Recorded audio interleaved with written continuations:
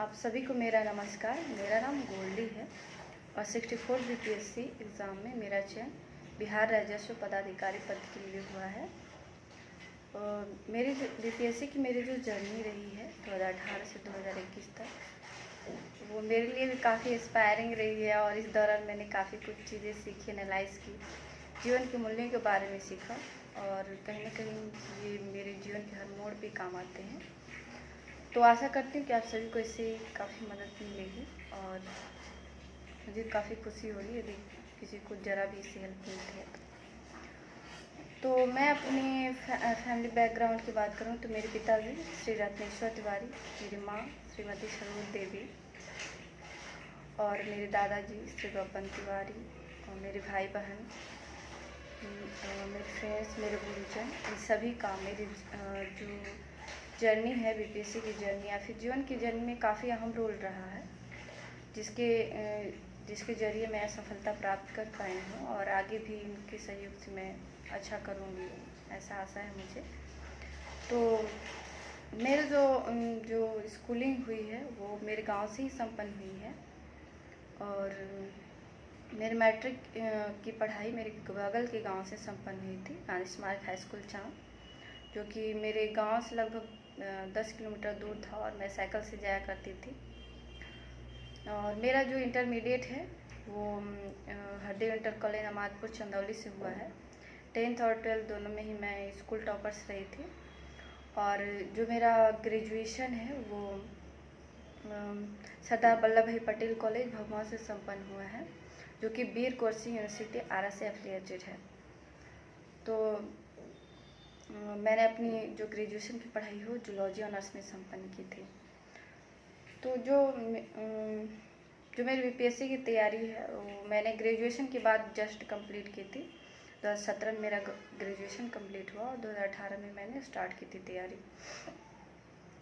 तो पीटी की जो प्रारंभिक परीक्षा है उसकी तैयारी मैंने current affairs, polity, history, science, geography, इन सभी की बेसिक जो तैयारी होती है, एनसीईआरटीज़, लुसेंट्स पढ़ना और ये सब, इस सब की स्ट्रेटजी मैंने बीपीएससी के सिलेबस को देख करके और यूट्यूब के माध्यम, ऑनलाइन माध्यम से ही सीखी। क्योंकि मैं अपने गांव की वो पहली लड़की थी जिसने बीपीएससी क्रैक किया है, तो मेरे लिए भी थोड़ा मुश्किल था, पर मैंने ये सारी स्ट्रेटजी ऑनलाइन ही सीखी।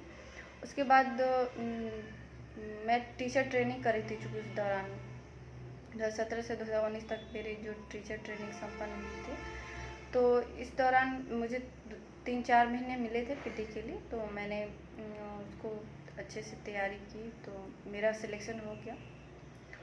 और मेंस की मैंने तैयारी स्टार्ट की थी, मतलब मेरा जो ऑप्शनल था उसका कहीं रिसोर्स नहीं मिल रहा था, फिर भी लगी रही ऑनलाइन माध्यम से, जिस भी माध्यम से ट्रांसलेट करके हिंदी में लिखा करती थी, अपने नोट्स खुद ही बनाया। और मेंस के दौरान मेरी एक फ्रेंड जिनका बहुत ही अहम रोल रहा है, मैं उनका नाम ज़रूर लेना चाहूँगी, वो स्नेहा जी हैं, जिन्होंने कि हम दोनों एक गोल फिक्स करते थे कि इतना हम लोग को इस दिन में अचीव करना होगा, और हम उनको देते थे और वो हमें देती थी और हम दोनों मिलकर के कंप्लीट किए। और यही वजह कि हम दोनों ने काफ़ी अच्छे मार्क्स स्कोर किए हैं बॉटनी में।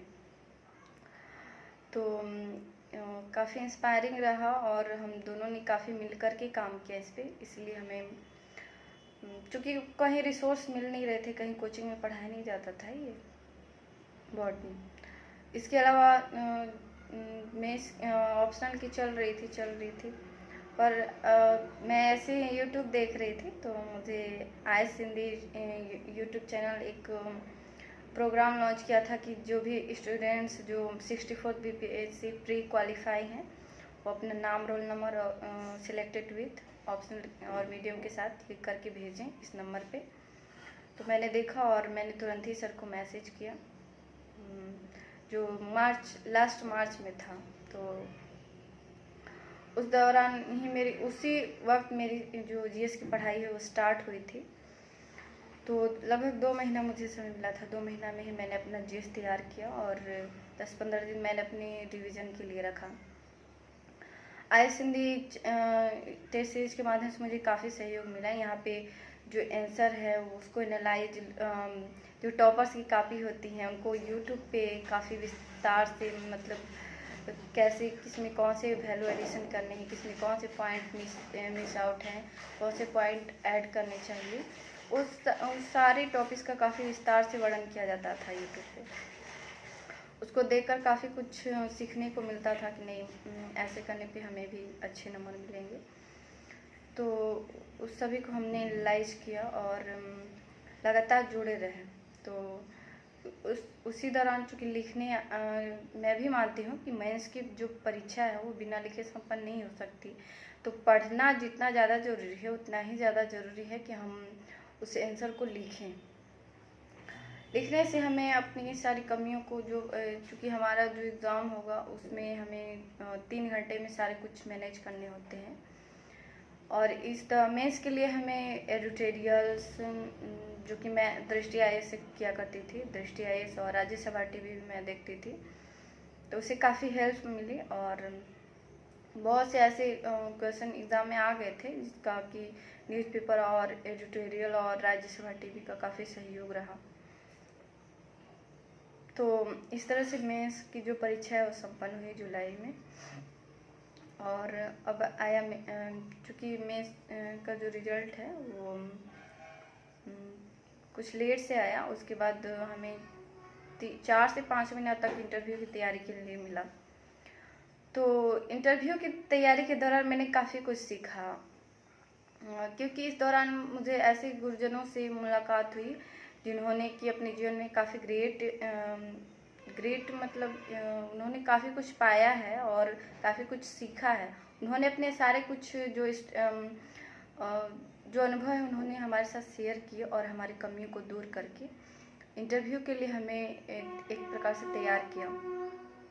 इसमें सबसे ज़्यादा जो अहम रोल है वो माइंड्स टुगेदर का है मेरे लिए, जिसमें कि श्री सुधीर राकेश सर, श्री के वर्मा सर और श्री ओम प्रकाश सर, पीयूष कमल Sinha sir, doctor Rana ji Mehta sir, Shyamanand sir, इन्होंने अपना मतलब 100% दिया हमारे लिए।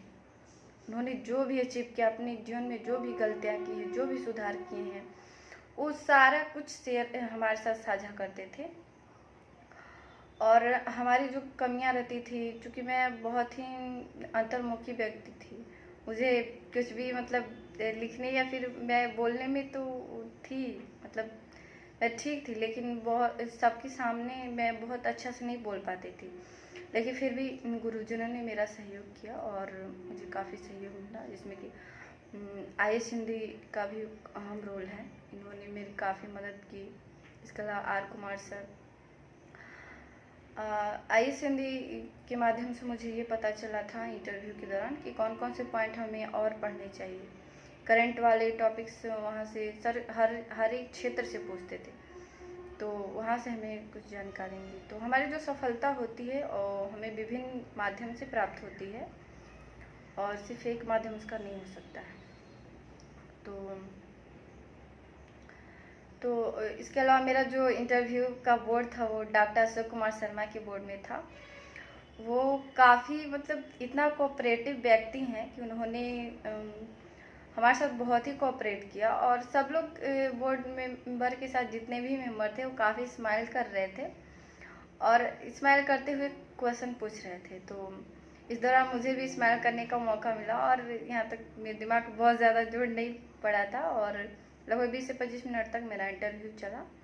और उस दौरान लगभग सारी चीज़ें, मेरी हॉबी सिंगिंग और मेरा जो विषय है बॉटनी, जूलॉजी और महिला सशक्तिकरण, चूँकि उस दौरान गणतंत्र दिवस संपन्न हुआ था, तो फ्लाइट पास्ट जो महिला की थी भावना कंठ, उनके बारे में पूछा गया, उनके पैतृक निवास के बारे में पूछा गया जो कि दरभंगा से हैं। और भी चूँकि मैं ये और जैव विविधता बढ़ाने के लिए आप क्या प्रयास करेंगी, मान लीजिए आप PSTO हैं, तो ऐसे बहुत ही अच्छे सवाल मुझसे पूछे गए, जिसको मैं एंजॉय की। मतलब मुझे बहुत ही अच्छा लग रहा था। बाहर थोड़ा सा नर्वसनेस लग रहा था, लेकिन अंदर जाने के बाद सब कुछ नॉर्मल फील हो रहा था। तो ये सारा क्रेडिट जो है हमारे गुरुजनों को जाता है, जिन्होंने हमें काफ़ी ये रियलाइज़ करवा दिया था कि नहीं, यू आर गुड कैंडिडेट्स और आप बेहतर करेंगे। तो इस वजह से हमने वहाँ पे अच्छा किया और काफ़ी अच्छे मार्क्स भी आए हमारे।